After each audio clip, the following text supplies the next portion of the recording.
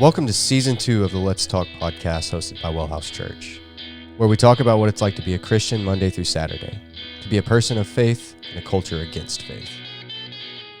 Okay, so let's talk about war and violence again. And this time specifically, holy war and what that looks like. Yeah, it's a strange conversation. Honestly, the concept seems paradoxical. The idea that war ordained by a God called holy, that is thought to be the author of life, that war can be enacted by that God, because inevitably the thing that follows war is death. And how can a God of life be the institutor of death? Correct. Or initiator of death? Yeah, correct. How is that thing possible? I did hear an argument over the weekend that because God is the author of life, therefore he also has control over death as well. I'm not sure how I feel about that, if I'm being honest. It is a question that needs to be addressed, I think. Because is death this idea, this entity that is on its own and self-sustaining?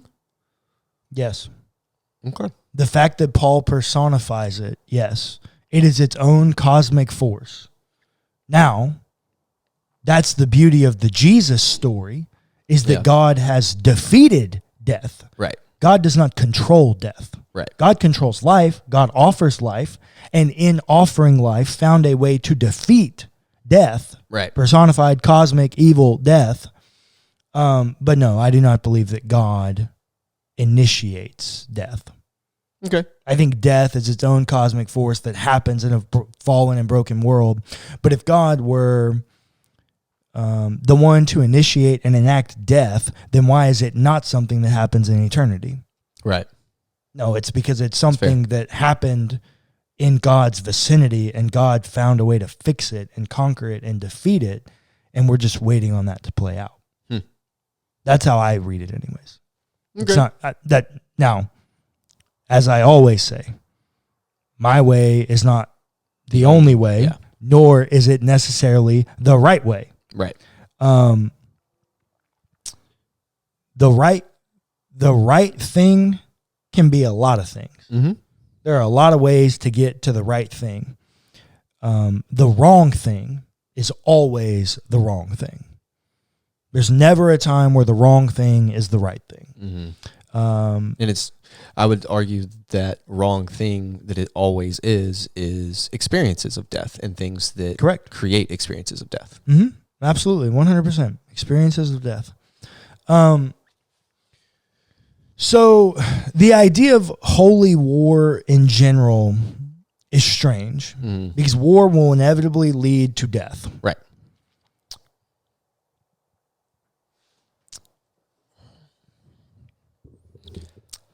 The further issue, and we're going to get to it, holy war is talked about and happens in Deuteronomy chapter 20. That's when holy war. That's where holy war is laid out. And we'll look at it in a minute. But holy war in general, the idea that God, the author of life, could initiate or command death via war, is its own problem. The fact that Deuteronomy 20 commands genocide is a whole nother issue. Yeah. So let's look at that real quick.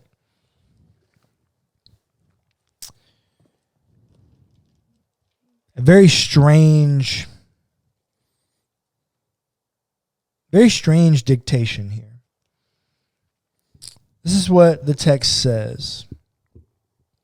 When you go out to war against your enemies and see horses and chariots, an army larger than your own, you shall not be afraid of them. For the Lord your God is with you, who brought you up from the land of Egypt. Before you engage in battle, the priest shall come forward and speak to the troops and shall say to them, Hear, O Israel, today you are drawing near to do battle against your enemies. Do not lose heart or be afraid or panic or be in dread of them. For it is the Lord your God who goes with you to fight for you against your enemies to give you victory. Now the officials shall address the troops, saying, Has anyone built a new house but not dedicated it? He should go back to his house, or he might die in the battle, and another dedicate it. Has anyone planted a vineyard but has not enjoyed its fruit? He shall go back to his house, or he might die in the battle, and another be first to enjoy its fruit. Has anyone become engaged to a woman but not yet married her? He should go back to his house, or he might die in the battle, and another marry her.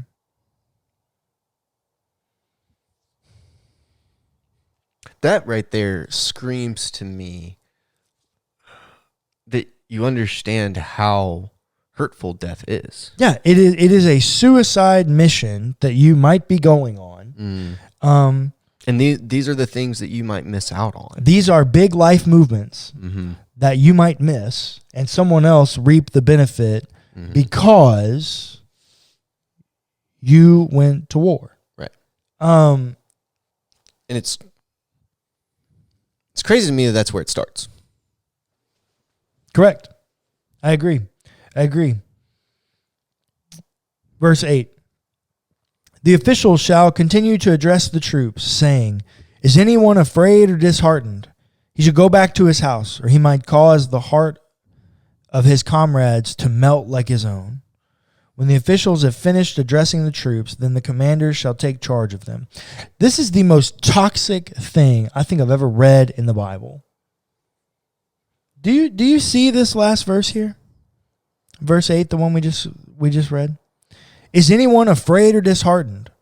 Well, get him out. He needs to go back to his house because he might cause the heart of his comrades to melt. Yeah. These are not people, these are soldiers. In the name of God, doing it as if this is God's somehow design. Well, could it be, devil's advocate here, could it be that they just want, or God just wants the soldiers to be there on their own accord and understand exactly what they're getting into and know that it's okay if they don't want to do this? It's completely voluntary. Actually, yeah, I don't think it is, though. It's not. The way in which you garnered warriors and soldiers was not voluntary. Almost every man, 16 or older, fought in the Israelite army. But they have an out right here. For a time. Right. Not forever. No, not forever, but here. It's all. You also realize it's a shame tactic. If you can't keep your emotions out of this, go away because the rest of us are going to fight. We're going to war. You get your feelings and your emotional garbage out of here. We can't have you bringing down the rest of the troops. It's terrible. God, it's awful. Not even human. They're instruments of war.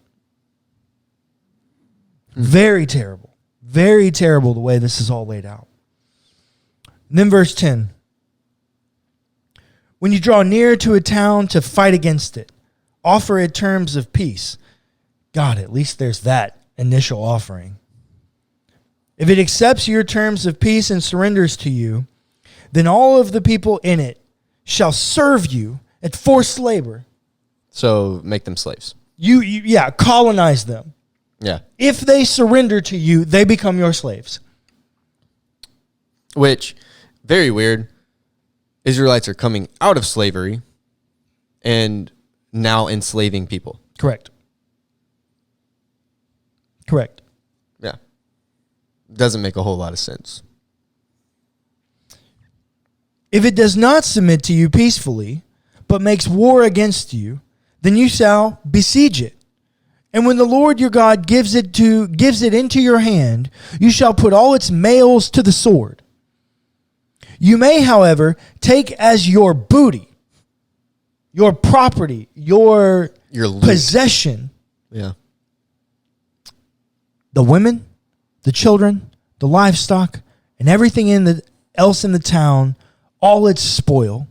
You may enjoy the spoil of your enemies, which you shall treat all the towns that are very far from you, which are not towns of the nations here. Oh, you skipped something there. No, I'm coming back to it. We're pausing there.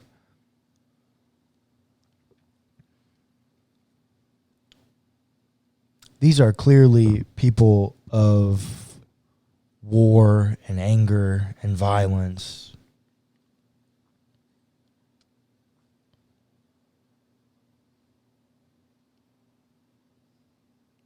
Clayton, I don't think there's anything about this that's God honoring at all. They rape those women. They own them. They own those women, those children. Yeah. There's nothing about this, any of this, that looks like a God at all. Yeah. Nothing. That the image of God is commanded by God in order to be enslaved, abused, raped, forced into labor, heinous labor. Golly. God freaking Lee.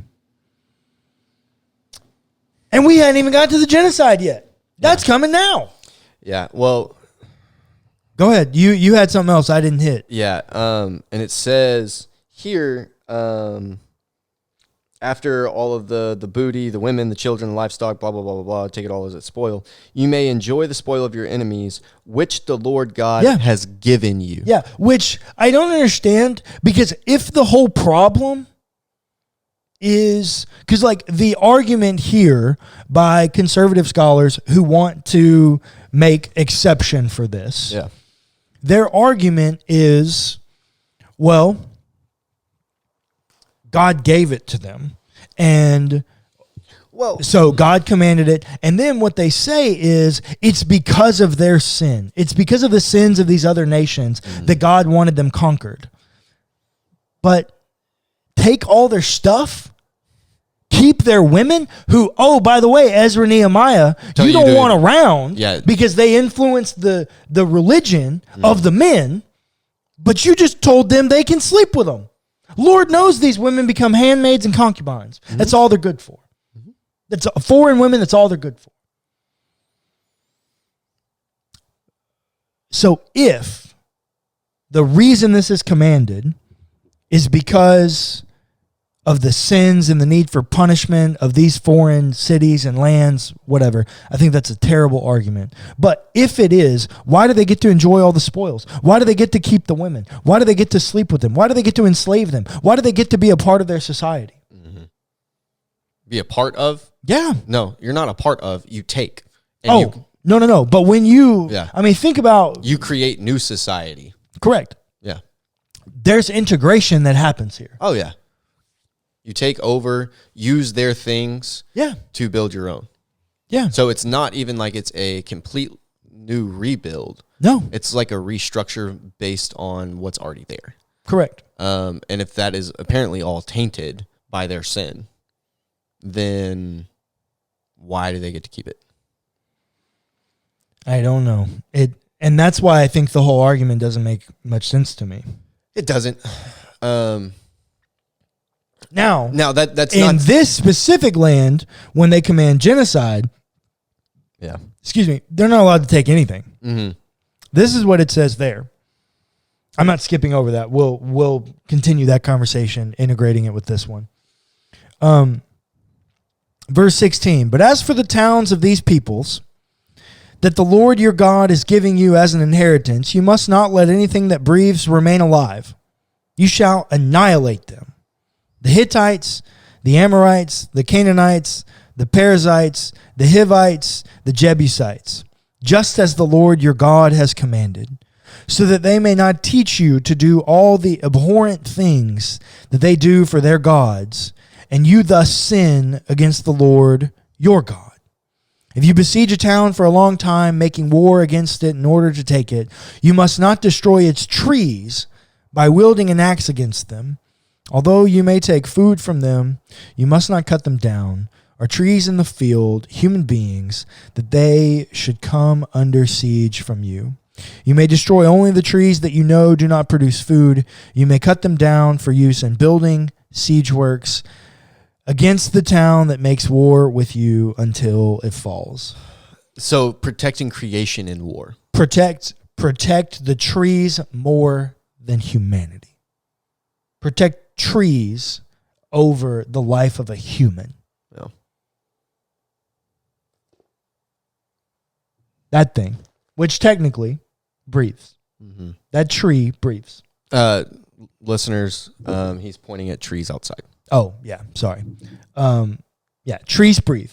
Mm-hmm. They breathe in CO2, which is what we release when we breathe in oxygen, and they breathe out oxygen. Keep them, but take the actual breath from a human being. Mm-hmm. Here's why I bring all that up. And here's where I tell it in such a condescending way. You would not know it because of chapters and verse markers and subheadings and all of these things. We've added all those. Those were not originally there. We've added all of those things. And so this reads as a single document with no real breaks, anything like that. It just flows as one train of thought. Clayton, would you please do me a favor and recount the story of when Jesus is teaching in Matthew, the Sermon on the Mount, and he asks us to turn the other cheek? So Jesus' whole thing there, oh, God. The turning of the cheek is strike you on your right, you turn, or on one cheek you turn and give him your left. If he asks for your shirt, you give him your coat too. Correct. Essentially, just give everything. Do not provide any confrontation, and kind of really pacifist language. That's really what's happening there. Yep, you are right. This is what it says. This is in Jesus' Sermon on the Mount. This is Matthew chapter 5, verse 38. Jesus speaking, he says, "You've heard that it was said, an eye for an eye and a tooth for a tooth. But I say to you, do not resist an evildoer. Yep. But if anyone strikes you on the right cheek, turn the other also. And if anyone wants to sue you and take your coat, give your cloak as well. Yeah. And if anyone forces you to go 1 mile, go also the 2nd mile. Give to everyone who begs from you, and do not refuse anyone who wants to borrow from you." Well, Hang on. Whoa. Do you know what follows that immediately? Verse 43. "You have heard that it was said, you shall love your neighbor and hate your enemy. But I say to you, love your enemies and pray for those that persecute you, so that you may be children of your Father in heaven. For he makes his sun rise on the evil and on the good, and sends rain on the righteous and on the unrighteous. For if you love those who love you, what reward do you have? Do not even the tax collectors do the same? And if you greet only your brothers and sisters, what more are you doing than others? Do not even the Gentiles do the same? Be perfect, therefore, as your heavenly Father is perfect." Can I make a little side note? Does it not say there that you should give to anyone who begs from you? It does. So the guy on the side of the street that's asking you for money and you act like you don't see him? Damn. It does. Yeah. It does Sorry, say that. that's a little side note there. Yeah. From Jesus, anyone who begs from you. Yeah. Anyone. Sorry. It's a fair Now, point. Back to Now, war and violence. "You have heard that it was said, an eye for an eye and a tooth for a tooth." Clayton, I think you know where that verse comes from because I think we talked about it earlier. But I think these go hand in hand. The do not strike them back, but turn and give them your other cheek also. Which also, I heard someone say the other day that Jesus told me to turn the other cheek, but he didn't ask me to stand there. And I was like, No, actually, that's exactly what he asked you to do. Yeah. To turn and give them the other also is to ask you to stand there. So what are you going to do? Turn your cheek and then dodge? Yeah, no, he absolutely asked you to stand there. Yeah. Now, I'm not suggesting that you have to stand there and get hit. And let somebody beat you up. Yeah, I'm not suggesting that. But I am suggesting let's be better readers and interpreters of our Bible than that. What that is trying to say is peace above all. Correct. Keep the peace. Correct. Now, because these two things go together, this one is about retaliation, and the next one is about your enemies, which Deuteronomy 20 calls the other combatants. Mm-hmm. They're in it, the enemies of Israel. Mm-hmm. You have heard that it was said, an eye for an eye and a tooth for a tooth. One verse before Deuteronomy 20. That's where it comes from. One verse right before, immediately preceding Deuteronomy 20. This is what it says. Show no pity. Life for life, eye for eye, tooth for tooth, hand for hand, foot for foot. Strike first, strike hard, no mercy, sir. And the very next sentence begins a conversation about holy war. Mm-hmm. You could easily fit 21 as the opening for Deuteronomy 20. Mm-hmm. They go hand in hand. I think Jesus knew exactly what he was doing when he said, you've heard it said, an eye for an eye and a tooth for a tooth. And to follow that conversation about retaliation with a conversation about enemies. That you've heard it, friends, you've heard it said to love your neighbor but hate your enemies. Mm-hmm. But I tell you to love your enemies. I think Jesus is very clear that there is no such thing as holy warfare. Well, and let's just note here that at the beginning of all this, it did not say, and the Lord said. Right. It is people recounting what they're thinking that God is saying. It does say that God commanded. Yeah, but it does not say that the Lord said. Yeah, this is not a narrative of God actually telling them. It is a narrator, the author or authors of the book of Deuteronomy, which uniquely, and I say that, uniquely given over to the idea that God blesses the obedient and punishes the disobedient. Mm-hmm. And I say it's unique because that is definitely not the story of Job. No. These are two different competing themes about the way in which God manifests themselves in struggles. Yeah. Deuteronomy is convinced that God is cursing those who are disobedient. Mm-hmm. And holy warfare is a part of that. Mm-hmm. Job seems to be communicating that that's not the case at all. That we have no idea why bad things happen to good people, but it's only because magnificent creator God has allowed it. Mm-hmm. Two competing themes. Deuteronomy is uniquely given over to this idea. And isn't it interesting that this is the only place that holy war is detailed out? Hmm. And I'm going to go ahead and say this. I just wrote a blog post about this last Friday. It's on my Instagram, which is linked down below if you want to go read it. But we were recording last week, and I ended up having this original thought, and I just went like on a 2-minute monologue talking to my editing self as I go back and edit these. Here's the deal. In 2 Samuel 7, we get the promise of a Davidic covenant. A covenant between God and David, that David's lineage will last forever, that someone from the house of David will always sit on the throne of Israel.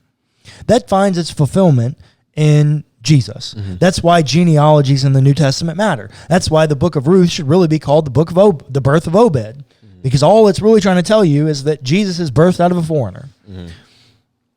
Okay.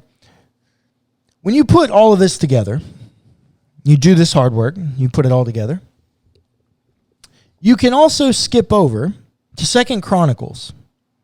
In 2 Chronicles, you have that same story recounted with the Davidic covenant in 2 Samuel 7.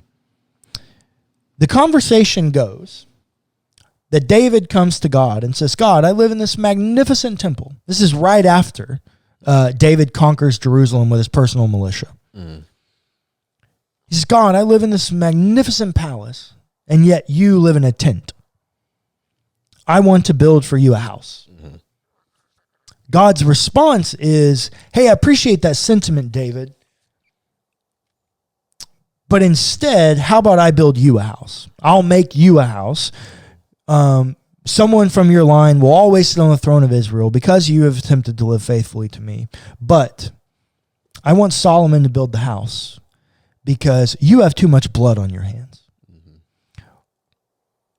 If a God who commanded this was really okay with it, if this represented who God wanted to be known for, why can't David just simply build the temple? Right. This is right after he conquers Jerusalem. He's got plenty of time. Mm-hmm. Why can't he build the temple? Because apparently, according to the Bible's own storytelling, there's some kind of disconnect between God and David. And that disconnect has something to do with the amount of blood and violence and murder at the hands of David. To the point that the Israelite people end up chanting, Saul has killed his thousands, but David his tens of thousands. Mm-hmm.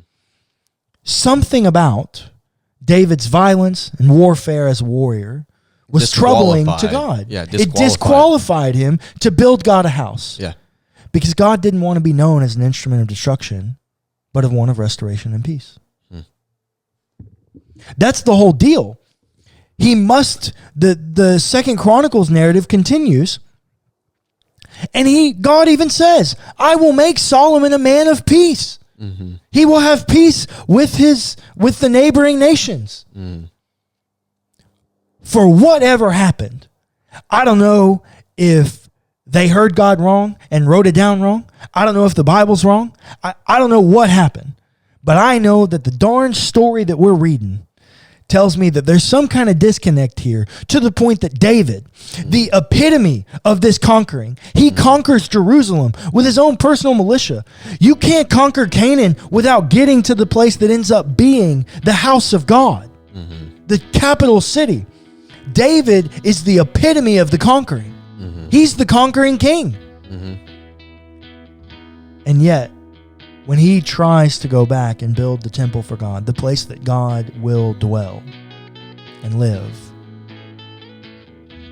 God says, I can't, because you now represent something that I don't want to be known for. Thanks for listening to the Let's Talk podcast hosted by WellHouse Church. Be sure to give us a rating and a review if you enjoyed the episode. It's free and it helps us immensely. Also, feel free to check out our other podcasts.